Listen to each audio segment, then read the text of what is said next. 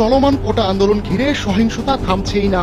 গেল জুলাইয়ের মাঝামাঝি সহিংসতার রূপ নেওয়া এই আন্দোলনে শুক্রবারও রক্ত ঝরেছে। এদিন জুমার নামাজের পর বৈষম্য বিরোধী ছাত্র আন্দোলনের ডাকা পূর্ব নির্ধারিত কর্মসূচি পালনে রাস্তায় নেমে আসে আন্দোলনকারীরা। এ সময় রাজধানী ঢাকার উত্তরা সহ খুলনা, হবিগঞ্জ, সিলেট ও দেশের অন্যান্য জেলায় আন্দোলনকারীদের সঙ্গে পুলিশ ও আওয়ামী লীগের নেতাকর্মীদের সংঘর্ষ হয়। কোটা সংস্কার আন্দোলনের উত্তাপের ঢেউ ছড়িয়ে পড়েছে সারা দেশে। এদিকে বৈষম্য বিরোধী ছাত্র আন্দোলনের ডাকা শান্তিপূর্ণ কর্মসূচিতে হামলার প্রতিবাদ ও 9 দফা দাবিতে সারা দেশে বিক্ষোভ মিছিল ও রোববার থেকে অনির্দিষ্টকালের জন্য সর্বাত্মক অসহযোগ আন্দোলনের ডাক দেওয়া হয়েছে। প্রথম দাবি, প্রধানমন্ত্রী শেখ হাসিনাকে ছাত্র নাগরিক হত্যার দায় নিয়ে জাতির কাছে প্রকাশ্য ক্ষমা চাইতে হবে।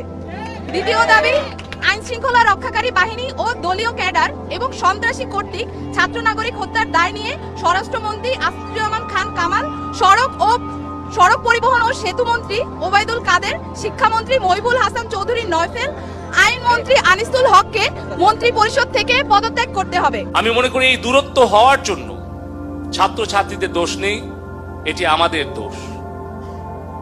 এই দায় আমাদের।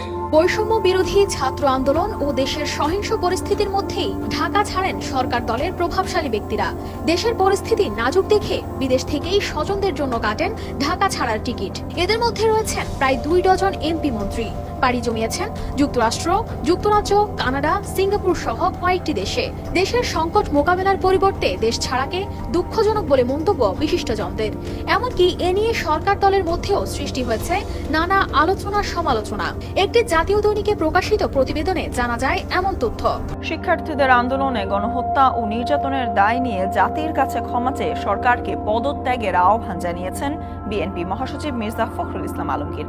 প্রথম দাবি, প্রধানমন্ত্রী শেখ হাসিনাকে ছাত্র নাগরিক হত্যার দায় নিয়ে জাতির কাছে প্রকাশ্য ক্ষমা চাইতে হবে। দ্বিতীয় দাবি, আইন শৃঙ্খলা রক্ষাকারী বাহিনী ও দলীয় ক্যাডার এবং সন্ত্রাসী কর্তৃক ছাত্র নাগরিক হত্যার দায় নিয়ে স্বরাষ্ট্রমন্ত্রী আসিফুজ্জামান খান কামাল, সড়ক পরিবহন ও সেতু মন্ত্রী ওবায়দুল কাদের, শিক্ষামন্ত্রী মহিবুল হাসান চৌধুরী নয়ফেল, আইনমন্ত্রী আনিসুল হককে মন্ত্রী পরিষদ থেকে পদত্যাগ করতে হবে। ইন্টারনেট শাটডাউন করে দেশে ডিজিটাল ক্র্যাকডাউন করায় তথ্য প্রতিমন্ত্রী জুনায়েদ আহমেদ পলককে পদত্যাগ করতে হবে। আন্তর্জাতিক মিডিয়ায় শহীদ শিক্ষার্থী এবং আন্দোলনরত শিক্ষার্থীদেরকে ড্রাগ অ্যাডিক্ট বলে কুরুচিপূর্ণ ও মিথ্যা বক্তব্য দিয়ে এবং আন্দোলনকে ভিন্ন খাতে প্রবাহিত করার চেষ্টা করায় তথ্য প্রতিমন্ত্রী মোহাম্মদ এ আরাফাতকে পদত্যাগ করতে হবে। ঢাকা দাবি নাম্বার 3, ঢাকা সহ যত জায়গায় ছাত্র নাগরিক শহীদ হয়েছে সেখানকার ডিআইজি, পুলিশ কমিশনার ও পুলিশ সুপারদের চাকরি থেকে বরখাস্ত করতে হবে। দাবি নাম্বার 4, ঢাকা বিশ্ববিদ্যালয়, জগন্নাথ বিশ্ববিদ্যালয়, জাহাঙ্গীরনগর বিশ্ববিদ্যালয়, রাজশাহী বিশ্ববিদ্যালয় এবং চট্টগ্রাম বিশ্ববিদ্যালয় সহ সারা দেশের প্রত্যেকটি বিশ্ববিদ্যালয়ে যেখানে ক্যাম্পাসে আইন শৃঙ্খলা বাহিনী কর্তৃক শান্তিপূর্ণ আন্দোলনে হামলা হয়েছে প্রত্যেকটি বিশ্ববিদ্যালয়ের ভিসি এবং প্রক্টরকে পদত্যাগ করতে হবে।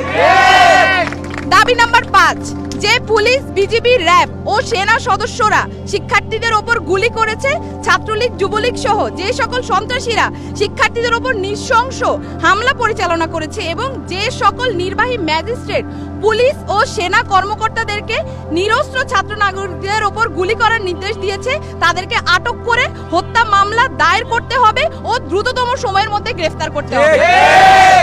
দাবি নাম্বার 6, দেশব্যাপী যে সকল ছাত্র নাগরিক শহীদ ও আহত হয়েছে তাদের পরিবারকে অতি দ্রুত সময়ের মধ্যে যথাযথ ক্ষতিপূরণ প্রদান করতে হবে। 7, দাবি নাম্বার 7, ঢাকা বিশ্ববিদ্যালয়, জগন্নাথ বিশ্ববিদ্যালয়, জাহাঙ্গীরনগর বিশ্ববিদ্যালয়, রাজশাহী বিশ্ববিদ্যালয় এবং চট্টগ্রাম বিশ্ববিদ্যালয় সহ সারা দেশের প্রত্যেকটি বিশ্ববিদ্যালয় এবং শিক্ষা প্রতিষ্ঠানে ছাত্রলীগ নামক সন্ত্রাসী সংগঠন সহ সকল লেজুর ভিত্তিক ছাত্র রাজনীতি নিষিদ্ধ করে দ্রুততম সময়ের মধ্যে নিয়মতান্ত্রিকভাবে ছাত্র সংসদ কার্যকর করতে হবে। দাবি নাম্বার 8, অবিলম্বে সকল শিক্ষা প্রতিষ্ঠান ও হলগুলো খুলে দিতে হবে। কারফিউ তুলে নিয়ে সারা দেশের সমস্ত ক্যাম্পাসে মোতায়েনকৃত পুলিশ, র্যাব, বিজিবি, সোয়াট এবং আর্মি তুলে নিতে হবে। দাবি নাম্বার 9, বৈষম্য বিরোধী ছাত্র আন্দোলনের সাথে সম্পৃক্ত শিক্ষার্থীদের একাডেমিক ও প্রশাসনিক কোনো ধরনের হয়রানি করা হবে না, এই মর্মে অঙ্গীকার করতে হবে।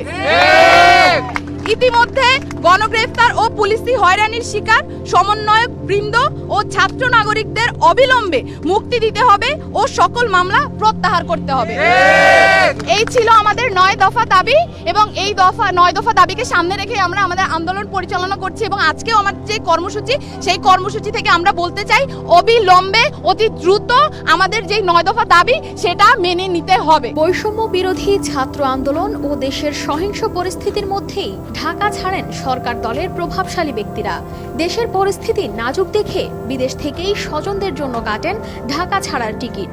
এদের মধ্যে রয়েছেন প্রায় 2 ডজন এমপি মন্ত্রী। পাড়ি জমিয়েছেন যুক্তরাষ্ট্র, যুক্তরাজ্য, কানাডা, সিঙ্গাপুর সহ কয়েকটি দেশে।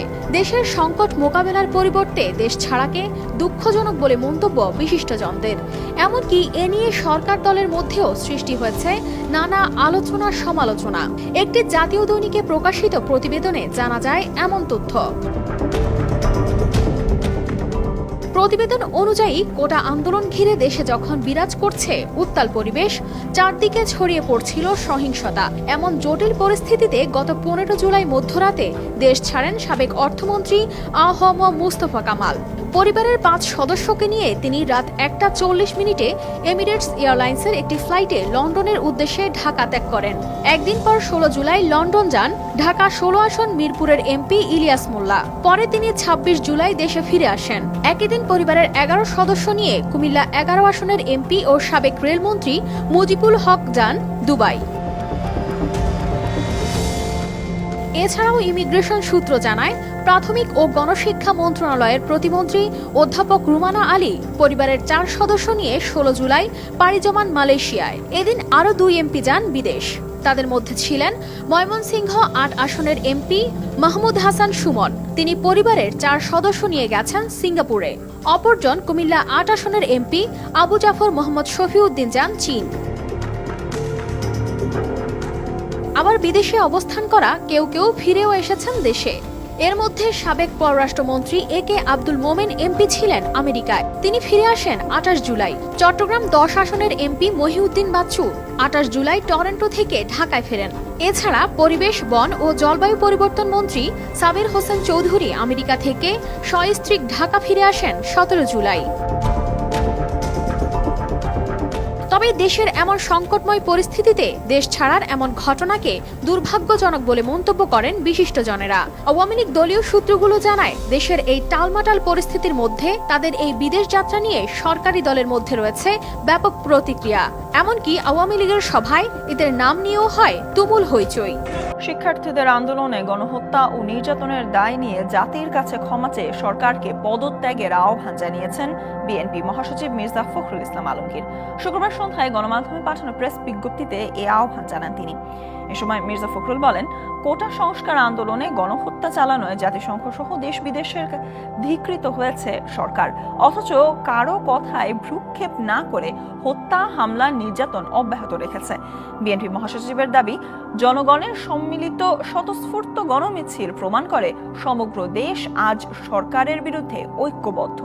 বিবৃতিতে শিক্ষার্থী, জনসাধারণ সহ বিরোধী দলের নেতাকর্মীদের বিরুদ্ধে মামলার প্রতিবাদ জানিয়ে তা প্রত্যাহার করার দাবিও জানান মির্জা ফখরুল। কোটা সংস্কার আন্দোলনের উত্তাপের ঢেউ ছড়িয়ে পড়েছে সারা দেশে। এদিকে বৈষম্য বিরোধী ছাত্র আন্দোলনের ডাকা শান্তিপূর্ণ কর্মসূচিতে হামলার প্রতিবাদ ও 9 দফা দাবিতে শনিবার সারা দেশে বিক্ষোভ মিছিল ও রোববার থেকে অনির্দিষ্টকালের জন্য সর্বাত্মক অসহযোগ আন্দোলনের ডাক দেওয়া হয়েছে। শুক্রবার সংবাদ মাধ্যমে পাঠানো এক বিবৃতিতে তথ্য জানায় বৈষম্য বিরোধী ছাত্র আন্দোলন। বিবৃতিতে বলা হয়, সারা দেশের আপামর জনসাধারণকে অলিতে গলিতে, পাড়ায় পাড়ায় সংগঠিত হয়ে কর্মসূচি সফল করার আহ্বান জানানো হয়েছে। এর আগে শুক্রবার সামাজিক মাধ্যমে এসে এই কর্মসূচির বিষয়ে ঘোষণা করেন বৈষম্য বিরোধী ছাত্র আন্দোলনের অন্যতম সমন্বয়ক আব্দুল হান্নান মাসুদ। তিনি অভিযোগ করেন, শুক্রবার সারা দেশে শান্তিপূর্ণ আন্দোলনে হামলা চালিয়ে ঢাকাসহ কয়েক জায়গায় প্রাণহানির ঘটনা ঘটেছে। তিনি আরো জানান, সারা দেশে ছাত্র নাগরিকদের শান্তিপূর্ণ আন্দোলনে হামলা করে হত্যার প্রতিবাদে এবং 9 দফা দাবিতে আগামীকাল শনিবার সারা দেশে বিক্ষোভ মিছিল ও রবিবার থেকে অনির্দিষ্টকালের জন্য সর্বাত্মক অসহযোগ আন্দোলনের ডাক দেয়া হলো। তিনি বলেন, আন্দোলন চলাকালে কোনো ট্যাক্স দেয়া হবে না, কেউ কোনো অফিসে যাবেন না, সচিবালয় বন্ধ থাকবে, গণভবন ও বঙ্গভবনে কোনো গাড়ি প্রবেশ করবে না, বিদ্যুৎ ও গ্যাস বিল দেয়া যাবে না। এই সরকারকে সর্বাত্মক অসহযোগিতা করতে হবে। তিনি অভিযোগ করেন, ছাত্রলীগ যুবলীগ গুলি নিয়ে রাস্তায় নেমেছে। লাইভে প্রত্যেককে দায়বদ্ধ উল্লেখ করে আন্দোলনে অংশ নিয়ে রাস্তায় নেমে আসার আহ্বান জানান তিনি। মাসউদ জানান, বারবার নাগরিকদের হত্যা করে কেউ ক্ষমতায় থাকতে পারে না, এটা চলতে দেয়া যাবে না। প্রত্যেকটি মানুষ রাস্তায় নেমে আসতে হবে। প্রত্যেকটি রাজনৈতিক দলকে ঐক্যবদ্ধভাবে জানান দিতে হবে, এই অত্যাচার আর চলতে পারে না। আইন শৃঙ্খলা বাহিনীর সদস্যদের গুলি না করার আহ্বান জানিয়ে তিনি বলেন, আমরা আপনাদের ভাই সন্তান, আপনাদের সন্তানরা আন্দোলন করছে, তাদের মারবেন না।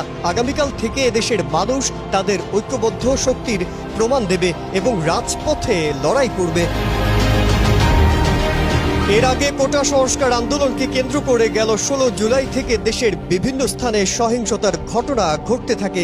এসব ঘটনায় সরকারের পক্ষ থেকে এখন পর্যন্ত 150 জন নিহত হওয়ার তথ্য নিশ্চিত করা হয়েছে। চলমান কোটা আন্দোলন ঘিরে সহিংসতা থামছেই না। গেল জুলাইয়ের মাঝামাঝি সহিংসতায় রূপ নেওয়া এই আন্দোলনে শুক্রবারও রক্ত ঝরেছে। এদিন জুমার নামাজের পর বৈষম্য বিরোধী ছাত্র আন্দোলনের ডাকা পূর্ব নির্ধারিত কর্মসূচি পালনে রাস্তায় নেমে আসে আন্দোলনকারীরা। এ সময় রাজধানী ঢাকার উত্তরা সহ খুলনা, হবিগঞ্জ, সিলেট ও দেশের অন্যান্য জেলায় আন্দোলনকারীদের সঙ্গে পুলিশ ও আওয়ামী লীগের নেতাকর্মীদের সংঘর্ষ হয়। এ ঘটনায় এখন পর্যন্ত 2 জন নিহত হয়েছেন। উত্তরায় জমজম টাওয়ার মোড় ও 11 নম্বর সেক্টরের মাইলস্টোন কলেজের সামনে পুলিশ ও আন্দোলনকারীদের মধ্যে সংঘর্ষের ঘটনা ঘটেছে। শুক্রবার বিকেল 4:30টার দিকে এ সংঘর্ষ শুরু হয়। এ সময় স্থানীয় একজন লন্ড্রি মালিক দুলাল হাওলাদার আহত হন। তাকে আশঙ্কাজনক অবস্থায় হাসপাতালে ভর্তি করা হয়েছে। সংঘর্ষের সময় গুলি ও সাউন্ড গ্রেনেডের শব্দও শোনা যায়। প্রত্যক্ষদর্শীরা জানিয়েছেন, পুলিশ ও আওয়ামী লীগের নেতাকর্মীরা উত্তরা 11 নম্বর সেক্টরের জমজম টাওয়ারের সামনে অবস্থান নেন। পরে আন্দোলনকারীদের সঙ্গে তাদের সংঘর্ষ হয়। খুলনায় বৈষম্য বিরোধী ছাত্র আন্দোলনের ডাকা ছাত্র জনতার গণমিছিল কর্মসূচিকে কেন্দ্র করে শিক্ষার্থীদের সঙ্গে পুলিশের দফায় দফায় সংঘর্ষ হয়েছে। এ সময় এক পুলিশ সদস্য নিহত হয়েছেন। নিহত পুলিশ সদস্যের নাম মোহাম্মদ সুমন। তিনি পুলিশ লাইন্সের কনস্টেবল হিসেবে কর্মরত ছিলেন। এর আগে শুক্রবার বিকেল 3:15টার দিকে শিক্ষার্থীদের একটি মিছিল নগরীর গাল্লামারা এলাকায় পৌঁছলে পুলিশ তাদের লক্ষ্য করে কাঁদানে গ্যাস নিক্ষেপ করে। এরপর সংঘর্ষ শুরু হয়। এ সময় পুলিশের সঙ্গে শিক্ষার্থীদের ধাওয়া পাল্টা ধাওয়া এবং ইট পাটকেল নিক্ষেপের ঘটনা ঘটে। শিক্ষার্থীদের সঙ্গে স্থানীয়দের যোগ দিতে দেখা যায়। হবিগঞ্জে গুলিবিদ্ধ হয়ে মোস্তাক মিয়া নামে এক শ্রমিক নিহত হয়েছেন। এ সময় আহত হয়েছেন আরও অন্তত 50 জন। নিহতের বিষয়টি নিশ্চিত করেছেন হবিগঞ্জ আধুনিক সদর হাসপাতালের মেডিকেল অফিসার মুমিন উদ্দিন চৌধুরী। সংঘর্ষের সময় আওয়ামী লীগের দলীয় কার্যালয়, সহকারী পুলিশ সুপারের কার্যালয় ও এমপি আবু জাহেরের বাসভবন, বিএনপির একাংশের কার্যালয় ভাঙচুর ও আগুন ধরিয়ে দেওয়া হয়েছে। ভাঙচুর করা হয়েছে অন্তত 10টি গাড়ি। এ ঘটনায় পুলিশ অন্তত কয়েকশো রাবার বুলেট ও টিয়ার গ্যাসের শেল নিক্ষেপ করে পরিস্থিতি নিয়ন্ত্রণে আনে। ছাত্র আন্দোলনে সিলেটে গণমিছিলে শাহজালাল বিজ্ঞান ও প্রযুক্তি বিশ্ববিদ্যালয়ের প্রধান ফটক থেকে বিক্ষোভ মিছিল চলাকালে শিক্ষার্থীদের সঙ্গে পুলিশের ধাওয়া পাল্টা ধাওয়ার ঘটনা ঘটেছে। এ সময় আহত হয়েছেন দৈনিক কালবেলার সিলেট ব্যুরো মিঠু দাস জয় ও পুলিশ সহ শতাধিক আন্দোলনকারী। শুক্রবার বিকেল 3টার দিকে সিলেটের সুরমা এলাকায় ঘটনা ঘটে। আন্দোলনকারীরা মিছিল নিয়ে বিশ্ববিদ্যালয়ের মূল ফটকের সামনে গেলে ফটক বন্ধ দেখে তারা ফটকের কাছাকাছি বিক্ষোভ করতে থাকেন। এ সময় শিক্ষার্থীদের হাতে শান্তিপূর্ণ কর্মসূচি লেখা প্ল্যাকার্ড দেখা যায়। তারা বিভিন্ন স্লোগানও দিতে থাকে। এদিকে শনিবার সারা দেশে বিক্ষোভের ডাক দিয়েছে বৈষম্য বিরোধী ছাত্র আন্দোলন। একই সঙ্গে রোববার থেকে সর্বাত্মক অসহযোগ কর্মসূচি ঘোষণা দেওয়া হয়েছে। শুক্রবার এক ভিডিও বার্তায় বৈষম্য বিরোধী ছাত্র আন্দোলনের অন্যতম সমন্বয়ক আব্দুল হান্নান মাসুদ এ কর্মসূচি ঘোষণা করেন। তিনি বলেন, সারা দেশে ছাত্র নাগরিকদের শান্তিপূর্ণ আন্দোলনে হামলা করে খুনের প্রতিবাদ ও 9 দফা দাবিতে শনিবার সারা দেশে বিক্ষোভ মিছিল ও রোববার থেকে সর্বাত্মক অসহযোগ আন্দোলনের ডাক দেওয়া হলো। আমি মনে করি এই দূরত্ব হওয়ার জন্য ছাত্রছাত্রীদের দোষ নেই, এটি আমাদের দোষ। এই দায় আমাদের, যারা আমরা দায়িত্ব পালন করতে আমরা ব্যর্থ হয়েছি। এই ব্যর্থতা আমাদের এড়িয়ে যাওয়ার কোনো সুযোগ নেই। আপনারা যদি বলেন, আমি জেলা আওয়ামী লীগের সহসভাপতি হিসেবে, নাটোর 3 সিংড়ার সংসদ সদস্য হিসেবে, এই ব্যর্থতা আমারও। আমার এই নির্বাচনী এলাকার যে 85,000 ছাত্রছাত্রী আছে, তারা কেউ রাজপথে না নামলেও তারা কিন্তু সোশ্যাল মিডিয়াতে তারা তাদের মতামত দিচ্ছে, তাদের আবেগ অনুভূতি প্রকাশ করছে। সরকারের প্রতি, আমাদের প্রতি তাদের যে মনোভাব, তারা সেটা প্রকাশ করছে। সেখানে কেউ যদি আমরা মনে করি এর জন্য তারা দায়ী, এটা কিন্তু ঠিক হবে না। আমাদের উপলব্ধি করতে হবে যে আমাদের পরিবারে আমাদের সন্তানরা যারা এখন হাই স্কুল কলেজে পড়াশোনা করে, বিশ্ববিদ্যালয়ে পড়াশোনা করে, তাদের চোখের ভাষা আমাদের বুঝতে হবে, তাদের মনের কথা আমাদেরকে শুনতে হবে। আমাদের প্রতিবেশী শিক্ষা প্রতিষ্ঠান, সেখানে আমাদের রাজনৈতিক নেতৃবৃন্দ, বাবা মা, শিক্ষক, তাদের সবাইকে তাদের সাথে কথা বলতে হবে। তাদের সাথে দূরত্ব যেটা সৃষ্টি হয়েছে, এটা কখনোই তাদের প্রতি কঠিন সিদ্ধান্ত নিয়ে সমাধান করা সম্ভব নয়।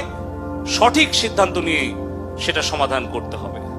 আমরা যেন কঠিন সিদ্ধান্ত নিয়ে তাদের প্রতি কঠোর শাসনের পথ বেছে না নিয়ে আমরা যদি তাদের প্রতি সংবেদনশীল হই এবং তাদের প্রতি আমরা যদি একটু স্নেহ মমতা নিয়ে তাদের কাছে বসি, তাদের কথা শুনি, তাহলে আমার বিশ্বাস যে অবশ্যই এই ভুল বুঝাবুঝি দূর হবে, এই দূরত্ব দূর হবে।